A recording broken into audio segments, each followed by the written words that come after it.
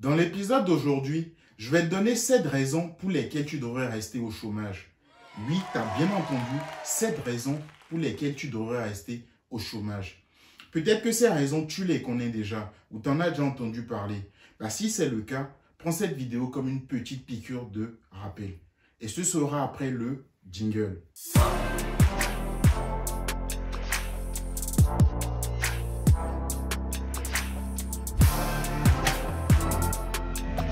Bonjour monsieur, dame, comment allez-vous? J'espère que vous vous portez bien. Moi, ça va. Aujourd'hui, je suis ravi de vous retrouver pour un nouvel épisode de notre émission Docteur Carrière. Ici, nous parlons de salariat, de mindset et d'entrepreneuriat. Car contrairement à tous ceux qui pensent qu'être salarié ne sert absolument à rien du tout, personnellement, je reste convaincu qu'un salariat bien vécu et surtout bien planifié représente une belle passerelle vers un entrepreneuriat réussi.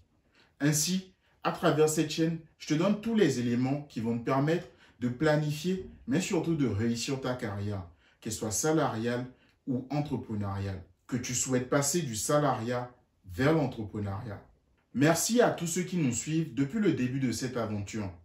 Ceux qui nous ont rejoints au cours de l'aventure et pour ceux qui découvrent notre émission juste en ce moment, je vous invite à vous abonner juste en bas et à cliquer sur la petite cloche pour ne plus rater nos publications.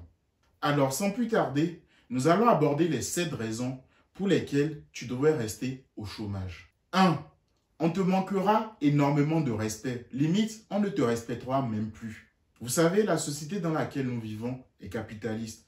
Après la question « Comment tu t'appelles ?», la deuxième question qui suit, c'est « Qu'est-ce que tu fais dans la vie ?»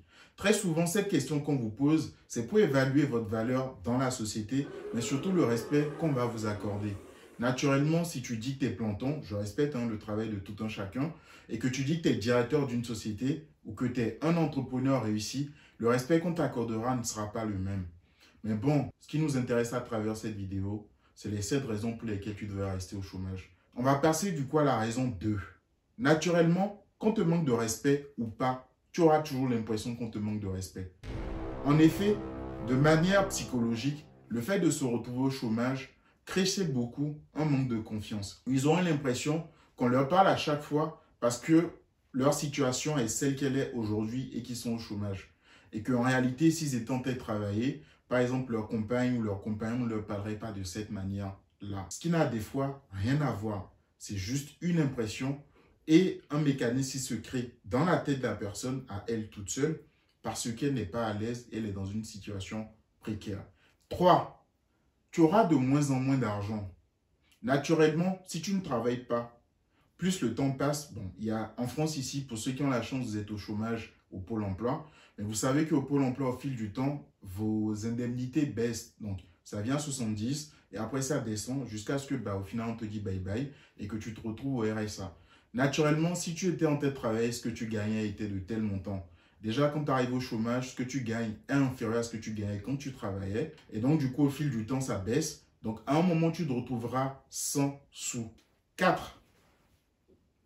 Tu te sentiras de plus en plus stressé ou oppressé dans la société. Déjà, de base, quand tu te retrouves au chômage, supposons que tu es inscrit au Pôle emploi, plus tu restes et plus tu auras des appels, plus tu auras des propositions à aller faire ci, à aller faire ça. Donc, déjà, ton temps, tu n'es même plus maître de ton temps. Tu as des comptes à rendre, en fait. Donc, tu as ce stress-là. Et le stress aussi, donc pour continuer à toucher tes indemnités, en fait, de ne pas être viré du Pôle emploi ou radié du Pôle emploi. Donc, naturellement, tu vas te rendre même à des endroits ou à des rendez-vous qui ne vont rien t'apporter, juste pour jouer le jeu. Donc, tu auras ce stress permanent-là. 5. Tu vas pouvoir prendre quelques bons kilos. Vous savez, des petites poignées d'amour. Tu vas pouvoir en prendre quelques-uns.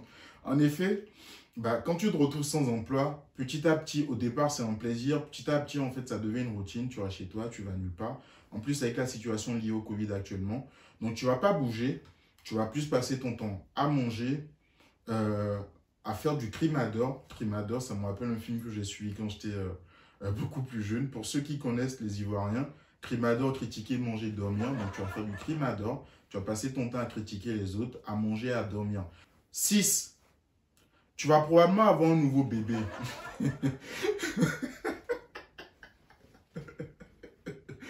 Oh punaise.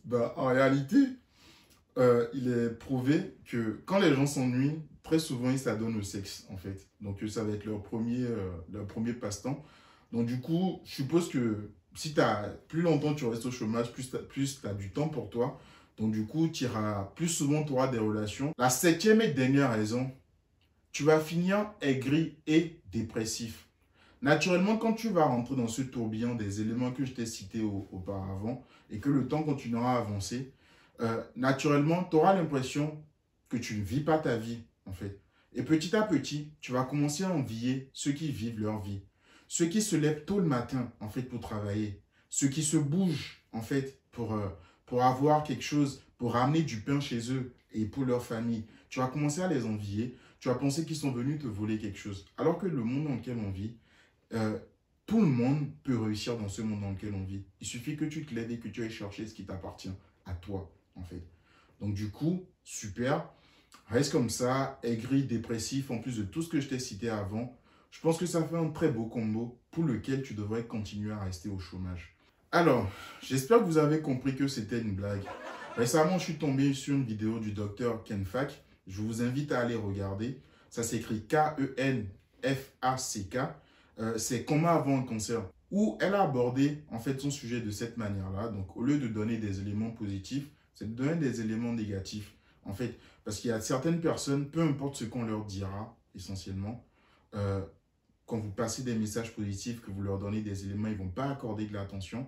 Ils vont plus accorder de l'attention quand vous donnez des éléments négatifs. Donc, j'espère que cette vidéo t'aura servi et que tu as pris le temps de l'écouter jusqu'au bout. Donc, si tu es arrivé juste là, je te dis félicitations.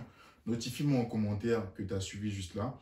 Par contre, toi qui as envie de quitter cette situation de chômage et qui as envie d'avancer dans ta vie, qui a envie de construire des choses, de réaliser des choses, je t'invite à prendre contact avec nous via notre site web www.drcarrière.com ou via WhatsApp au 07 66 26 84 26. Nous avons notre WhatsApp en Afrique qui est le plus 229 90 01 94 11. Merci d'avoir pris le temps de m'écouter et on se retrouve très vite.